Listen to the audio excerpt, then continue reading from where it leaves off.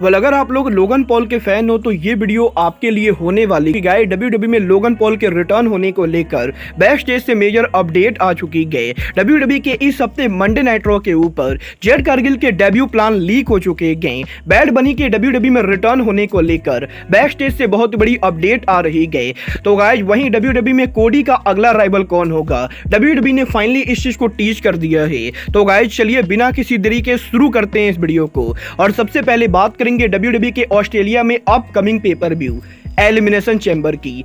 ये बात तो मैं आप लोग को ऑलरेडी काफी बार बता चुका हूं कि डब्ल्यूडब्ल्यूई अगले साल 24 फरवरी के ऊपर ऑस्ट्रेलिया में उनका एलिमिनेशन चैम्बर पेपर व्यू करने वाले गए, जहां पर ऑप्टस स्टेडियम के अंदर डब्ल्यूडब्ल्यूई कंपनी उनका डेब्यू करेगी। और 24 फरवरी को ऑप्टस स्टेडियम के अंदर WWE elimination chamber pay per view held करेगी। और गाइस यहीं अब इस पेपर व्यू को लेकर डब्ल्यूडब्ल्यूई ने इस हफ्ते रजिस्ट्रेशन शुरू किया था, जहां पर डब्ल्यूडब्ल्यूई के टिकट के रजिस्ट्रेशन के अंदर इस पेपर व्यू ने एक नया रिकॉर्ड बना दिया है। क्योंकि गाइस डब्ल्यूडब्ल्यूई के एलिमिनेशन चैम्बर पेपर व्यू के लिए प्री सेल के अंदर करीबन 80,000 लोगों ने रजिस्ट्रेशन कर दिया है। और गाइस जहां यहां पर AEW के ऑल इन पेपर व्यू के लिए 60,000 लोगों ने रजिस्ट्रेशन किया था, वहीं यहां पर डब्ल्यूडब्ल्यूई के एलिमिनेशन चैम्बर पेपर व्यू के लिए ऑलरेडी यहां पर करीबन 80,000 लोगों ने रजिस्ट्रेशन कर दिया है।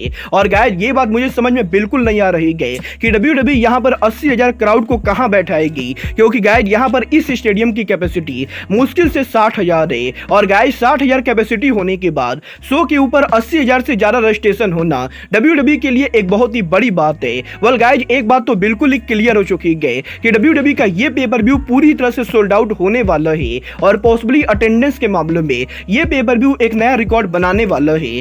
गाइस ये तो बात है डब्ल्यूडब्ल्यूई के एलिमिनेशन चैम्बर पेपर व्यू की। बट गाइस चलिए फिलहाल आगे बढ़ते और बात करते हैं कोडी रोड्स के डब्ल्यूडब्ल्यूई में अगले राइवल की।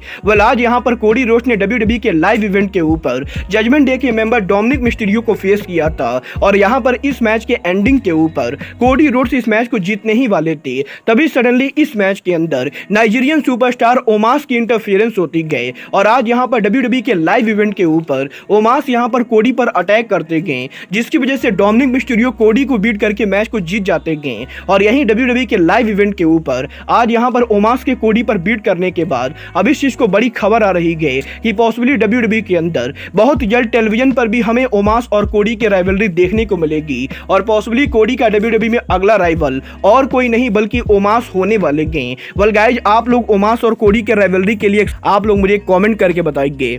गाइज चलिए फिलहाल आगे बढ़ते हैं और बात करते हैं जेड कारगिल के डब्ल्यूडब्ल्यूई में डेब्यू प्लान की। गाइज इस हफ्ते रेसलिंग ऑब्जर्वर ने इस चीज को कंफर्म कर दिया है कि लास्ट वीक जेड कारगिल के डब्ल्यूडब्ल्यूई के परफॉर्मेंस सेंटर को विजिट करने के बाद अब जेड कारगिल पॉसिबली इसी हफ्ते मेन रोस्टर पर उनका डेब्यू करने वाले गए। और गाइज रेसलिंग ऑब्जर्वर का ये कहना है कि हो सकता है इस हफ्ते डब्ल्यूडब्ल्यूई के मंडे नाइट रॉ के ऊपर या डब्ल्यूडब्ल्यूई के इस हफ्ते के स्मैकडाउन के ऊपर जेड कारगिल डब्ल्यूडब्ल्यूई के ऊपर उनका डेब्यू करेंगी। क्योंकि गाइज डब्ल्यूडब्ल्यूई के क्रिएटिव टीम की तरफ से जेड कारगिल के डेब्यू की सारी प्लानिंग हो चुकी है।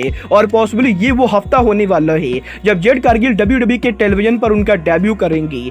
आप लोग जेड कारगिल के डेब्यू के लिए एक्साइटेड हो या नहीं, आप लोग मुझे कमेंट करके बताइए। गाइस जहां तक बात रही डेब्यू करने की, तो गाइस यहीं इस साल डब्ल्यूडब्ल्यूई के बैकलैश पर बैड बनी के डब्ल्यूडब्ल्यूई में डेब्यू करने के बाद अब डब्ल्यूडब्ल्यूई में बैड बनी के रिटर्न को लेकर बड़ी अपडेट आ चुकी है।